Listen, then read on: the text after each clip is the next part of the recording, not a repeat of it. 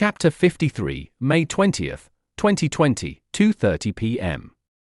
Our second group of the day was about having healthy connections with people, also known as picking your friends wisely. I've struggled with this in the past. To be honest with you, I was so lonely that I let anyone be my friend, no matter how destructive they were. That's actually how I got my bike stolen. I hope you get appendicitis. Vince Moriarty. So much can change in your life based on who you surround yourself with. The counselor spoke. You mean like on an unconscious level? I asked curiously. Exactly, and that is why it is so important to have good people in our lives. One of the most important lessons they never taught you in school is to pick your friends wisely. How do you do it? Ashley asked. I make a pros, cons page and see the true worth of someone, he replied, chuckling. That's actually genius. One of the worst parts about having a poor choice of friends is being peer pressured. This is how many people begin using drugs, he said coincidentally, looking in Morgan's direction. When did you learn you had bad friends? Morgan asked the counselor. Around the time in high school, I would have these friends that would only hang out with me if I smoked pot with them. I knew right away that if they were genuine friends, they'd hang out with me without all that. And since I've gotten new friends, I've felt happier and safer than ever before.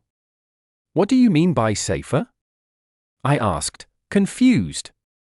My old friends and I used to play five-finger fill-it until someone would quit from the pain. The person who didn't give up would get money in return. It was one of the dumbest things I had done during my youth, and I'm glad it's all over, he said nervously, laughing. Did you ever win?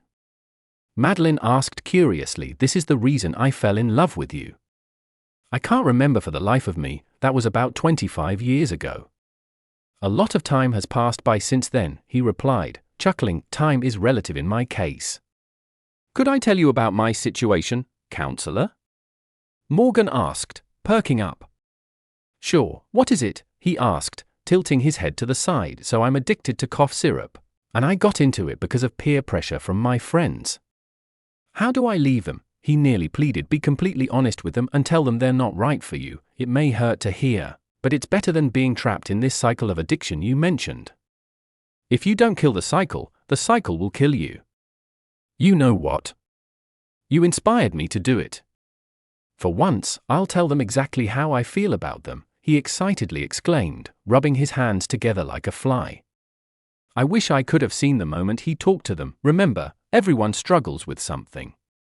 The important thing is to continue on with your struggle until it's a victory, the counselor said with a supportive smile. Truer words were never spoken.